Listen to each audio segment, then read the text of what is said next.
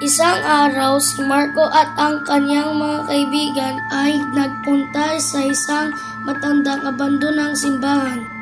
Pagpasok nila, nagliyab ang mga kandila at narinig nilang may umiigbing boses mula sa altar. Kapit si Marco sa salamin at nakita niya ang kanyang mukha na may luha, habang may kalabit na naramdaman sa likod. Isang tinig ang nagsabi, "Huwag kayong magtatagal."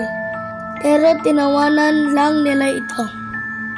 Paglabas nila, hindi na nila matukoy ang daan palabas, at ang simbahan ay parang sumisikip. Tumakbo sila at nagtago sa likod ng mga rebulto. Ngunit naramdaman nilang may malamig na kamay na humahaplos sa kanilang leeg.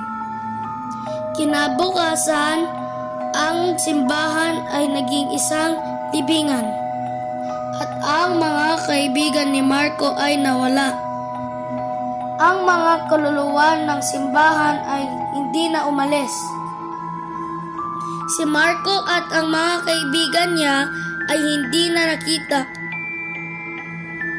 at ang simbahan ay natirang walang buhay.